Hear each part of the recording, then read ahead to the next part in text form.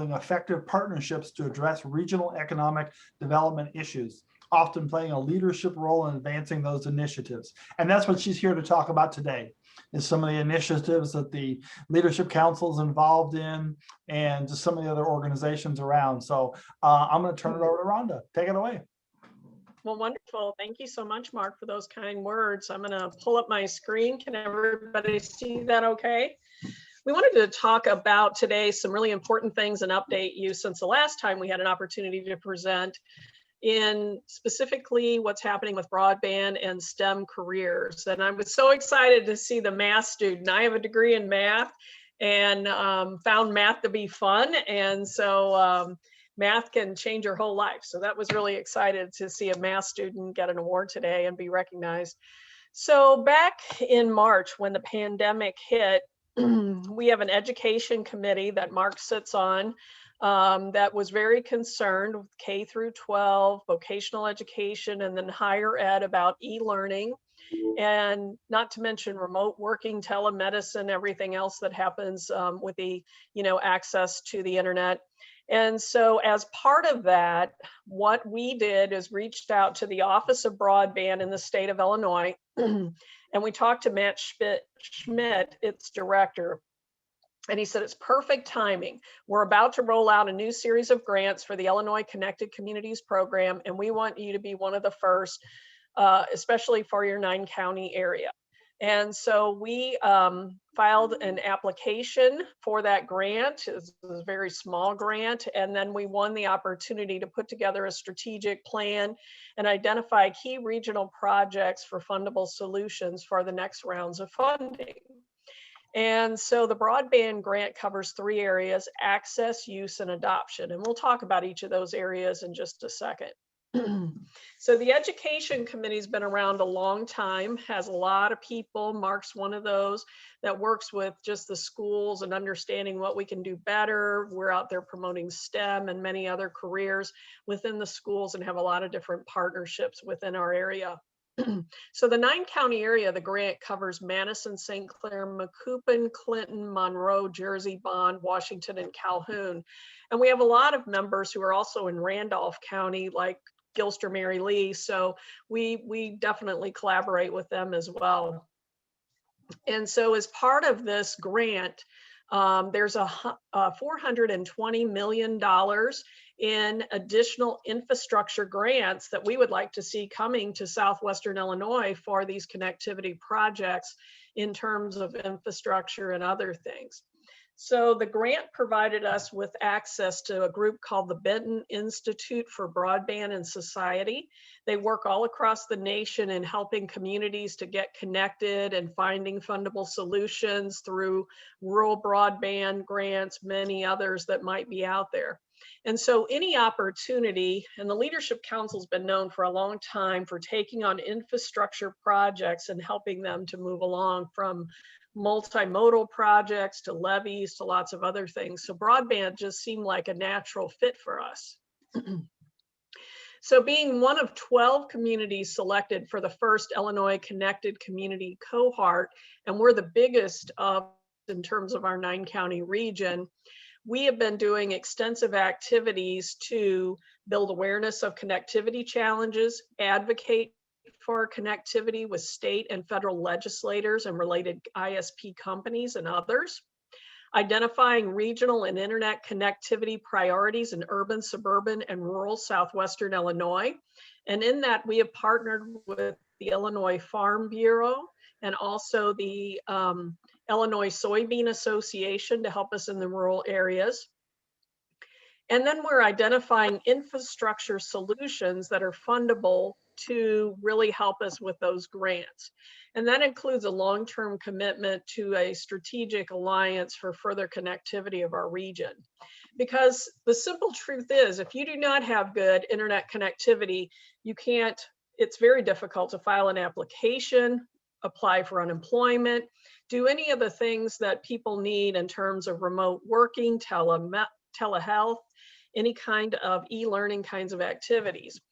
And so we're identifying barriers in our marketplace of inadequate and unreliable broadband or internet service, technology skills gap that needs to be improved. So making sure that if you do have connectivity, you know how to use it.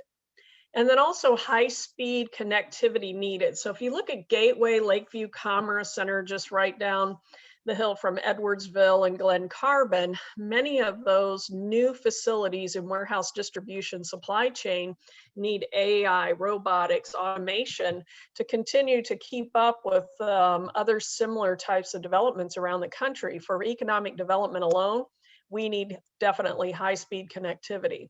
And then, of course, equity and affordability gaps. You may have connectivity in your region, but then is it affordable to you? So as part of this process, we set up a broadband steering committee, which we invite anybody interested in that to participate, and also some subcommittees. And I just kind of like to talk about the subcommittees. The subcommittee, first one is access, which looks at the infrastructure, connectivity, you know, a lot of that architecture types of things. And I actually lead that committee. So I welcome you to join it if you're interested in that type of infrastructure. And then we also have a digital literacy and workforce readiness training, and that's being led by George Evans from Kaskaskia College. And then also future use, from smart cities to drones to AI, automation, logistics, those types of things. And Susan Schultz from Webster University at Scott Air Force Base is leading that group. So you're welcome to join the Broadband Committee and or any of the subcommittees. To help us to understand who's having connectivity issues, there are several surveys. One's an individual one for people in your homes to take. And as part of that survey, the Illinois Office of Broadband has a speed test. So when you're on the internet taking this survey, you can actually do the speed test and let us know what your results were so that we can register those in terms of either it was good, bad, mediocre, and it helps us to identify what the speeds are in terms of upload, download, and latency. And I actually live in the wilderness, I learned, in Millstadt, which when I took the speed test, my numbers were horrible. So it said, you need to go work on that. And so if you're an individual, we strongly encourage you to take it. If you're a business organization, please also take that so we know what your future needs are. So why be part of this initiative? Well, no matter what you do, from education to remote working, especially during this pandemic, you really need to be connected. And for the future of economic development in our region is just critical. So part of this initiative also included with connecting with a nationwide group that was first started by the Bill and Melinda Gates Foundation called PCs for People. And what they do is take gently used computers and then they refurbish them and recycle them back out to the community. So if you have any old computers, laptops, and you'd like to donate them, it's definitely a worthy cause. And it helps them to recycle back out to the elderly, underserved, and other populations. So as part of the connectivity and things we've talked to you all about before is building Workforce 2030, and that is helping to get out to schools and talking about STEM and vocational training opportunities. And we speak to about 45,000 people a year in this area. You'll see us at the top picture here talking to all the parents and students at Freshman Orientation Day at Granite City High School. The second picture is Steve Faust from Icon Mechanical reading to kids, Good Night Construction Site.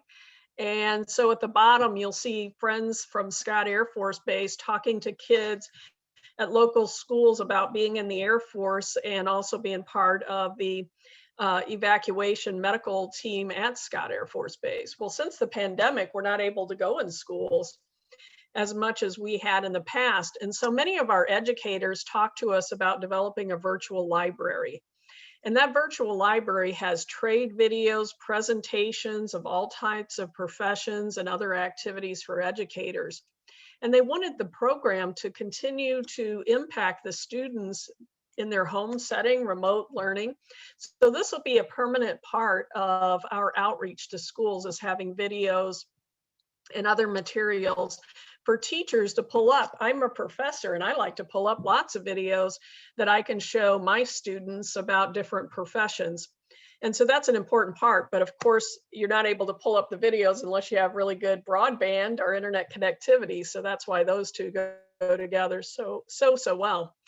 Last year, we did a big event with 11 local union apprenticeship trade schools and 13 high schools on a 2-day activity of taking those kids out and learning about what's it like to be an electrician, what's it like to be a sheet metal worker, many other career fields. And that was a huge success. And we hope to do that again in the very near future. But classroom speakers, we've done something called career conferences where we will bring 60 speakers and have the students at the high school rotate and learn about all the different career trades there are out there and all the open positions in just the Metro East that we have. And I always like to tell people, you know, economic development is so important, but we have so many open positions, particularly in the STEM area.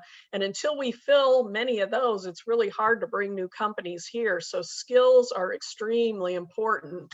One I'd like to just highlight today are railroad careers. As many of you know, we have a lot of railroad companies here from Union Pacific, Alton and Southern, Terminal Rail, and many others. And they're really looking for great people in the Metro East to join their team in all these different career fields. Great pay, wonderful benefits. So if you know anybody looking for a position, you can start with a high school equivalency and they'll do on-the-job training. And these careers are all listed at the website for Union Pacific. So if you know people who are interested, the railroad industry is definitely looking for them. In addition to that, we have a lot of manufacturing positions, and I'm happy to tell you a lot of companies are coming back to the region, reshoring here. So we are always looking for people to work in the manufacturing careers, especially at Gateway Lakeview Commerce Center. And then of course, building trades, that's always something where we have just tremendous demand for people to go into that field. And people will always ask, well, what does somebody in the crafts make? And I will always tell them, well, call a plumber on a Saturday, and that'll tell you pretty quickly, you know, if you've got to unplug your sink, you'll find out really quickly. They make really good 6-figure salaries as a plumber. So, you know, great field to be in.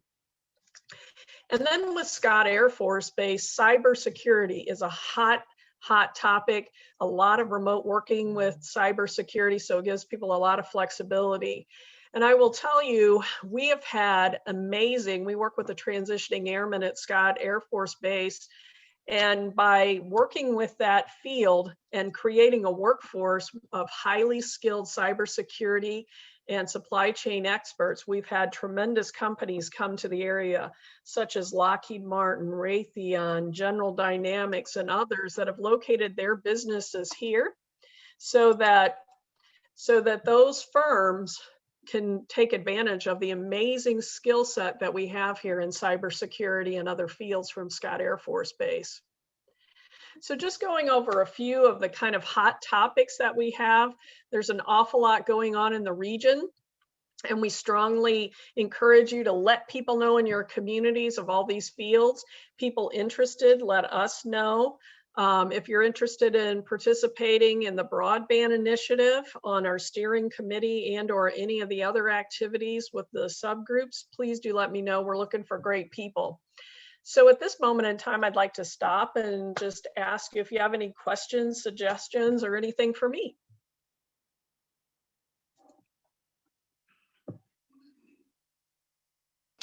It's not a question, but just going along with what you said. One of the things that the Leadership Council has been a big advocate for a number of years is pushing the trades. A lot of people, especially in the Edwardsville area, think, well, every kid goes to college, and that's not true. And I think more people are realizing college isn't right for every child. So a lot more kids are looking at the trades.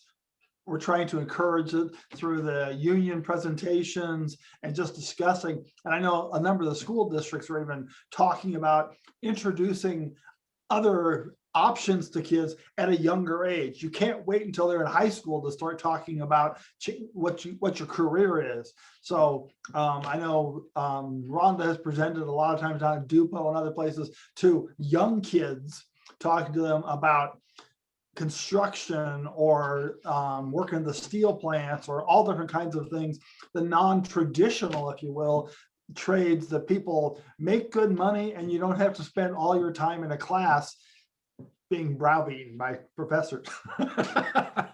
So now I'm a professor. I don't know if I browbeat people, Mark, but I you're know. right. I know. The other thing I wanted to mention, like we were talking about the pandemic and the internet and how that everything came together. All of us have realized how important connectivity is, not just speed, but just having it. There's a lot of kids that might have connectivity, but if you have 2 or 3 kids at home, you can't have enough connectivity.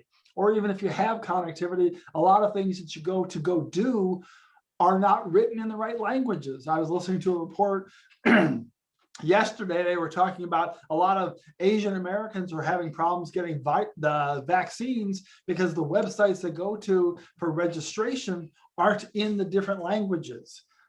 Before, people had paper you'd hand out that you could explain things in multiple languages.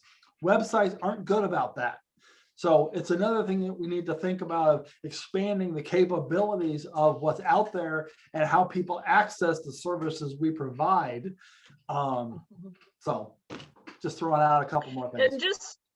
And just one more thing I'd like to add to the discussion on just career crafts, trades for, bricklayers and others. The average apprentice that goes into the apprenticeship program is in their mid-30s. They're married. Some of them have college degrees, and most of them have, maybe a couple children. And so a lot of kids will graduate from, college or maybe secondary education, and they're working in a career field and it's really not going in the direction that they'd hoped. And then they look at the union career trades and the crafts and they're like, wow, this is a really great career trade to get into. So that's why you're seeing apprentices in those fields that are in their mid-30s, married, some have college, some don't. It's a great career field. Anybody want to be in it?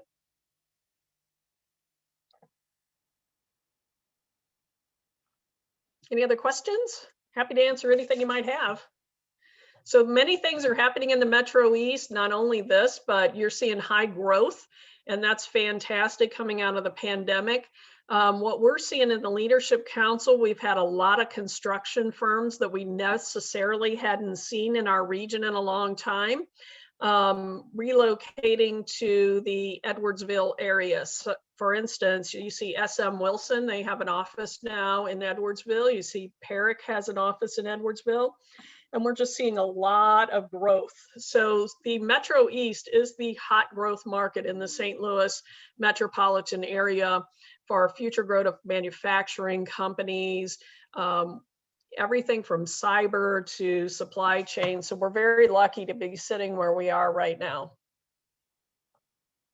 Ronda, I have a question. How is your organization financed other than the grants that you mentioned? So we have a lot of members, and member dues help finance the organization. So that's one thing in addition to some of the grants that we get. We have a lot of members. There's 200 plus members of the Southwestern Leadership Council from all, like you said, 9 counties. We used to meet down in Collinsville. Now it's been Zoom since all this started, and we actually, in some cases, have better attendance. But yeah, there's a lot of people around, like the education committee she talked about. Most of the universities are all universities and colleges, community colleges and everything else are represented on that committee. I got on it to have something other than education people on the education committee. So I try to bring the business side to the discussion sometimes. So yeah. So what Mark said is absolutely true. We have people from all fields in the Leadership Council, just, trying to work to, tackle some of these big issues that our region has. Mark, are there any other members of our club that are members of the organization? Rick Parks is one. There's a couple other members that are or have been. You have to be actively in business. So some people that have retired used to be members, and now they might be on, what do we call it, leadership council, or not leadership council. We have a The group. champion circle, Yeah. champion So, circle. right. So we have had other people that are members in the past, and we have some now that I'm just not thinking of off the top of my head. Anybody on Hey, I'm here? here, Mark Vogel. Yeah. Mark Vogel's a member, Carolyn Green's a member. Yeah. But we're always looking for great people to be members for sure. But we tend to tackle some of these big regional issues that's kind of hard to do as a municipality or just as a county. And you know, what we talked about today in terms of workforce or broadband or, you know, multimodal infrastructure, those are big topics that, you know, we try to really get out there and drive to make our community good. Rhonda, if I may, Masanda has volunteered to hop on the computer here and show our viewers how to test their broadband speed, in case you want to go back to the office and or at home and do that. So Masanda, you want to show them how to do that?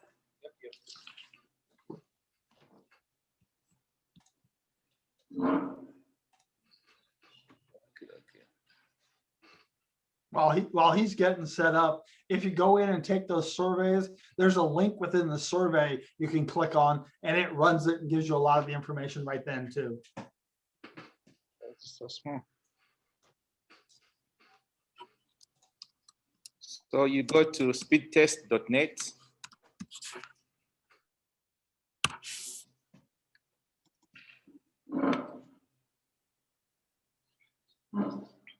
We can't see your screen, Masanda. Oh, okay. I should share it.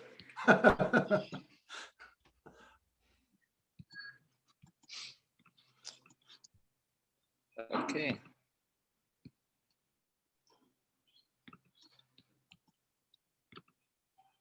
Can you see it now? Yes. Okay. So you basically go to speedtest.net, and on any computer that's online, and I just got to go and it will show you. So it's going to show you two important things: the download speed and the upload speed. So in a couple of seconds, we'll see how much we are getting download and upload.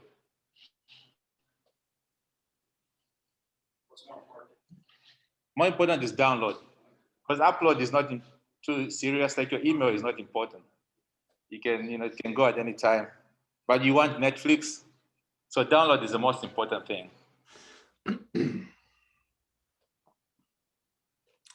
Well, this goes back to what Rhonda was talking about, the definition of high speed. Right now, the national definition is 25 meg down, 3 meg up.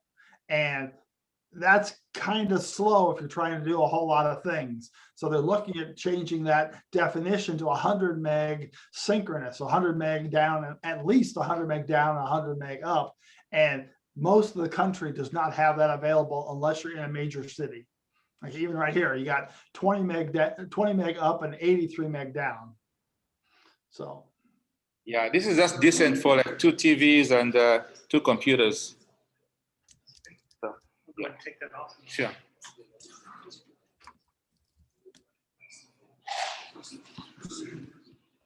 But one thing I strongly in the survey, you can do your own speed test. It's automatically linked in the survey. So don't hesitate to do that, because it'll really tell you a lot about what your speed is at home, and that's really important. So thank you all for allowing us to come and present. Really appreciate it. Having questions, don't hesitate to reach out. Thanks, Mark. Dr. Sauget, thank you very much. Always a pleasure having you. Okay, that's just about going to wrap us up for today. Remember, if you're in Zoom land and you're nearby, come by, and Dave's still got a glass or a cold one for you. And next week we'll be back at the church, but this Saturday, where are you going to be? What time? Good answers. Good deal.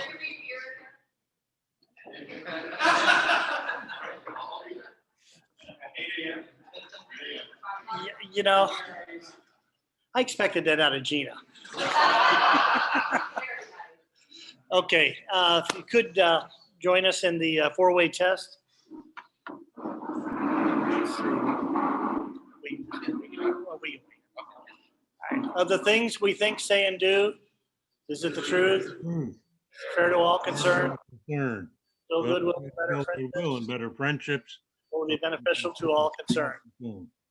Thank you, ladies and gentlemen. See you Saturday.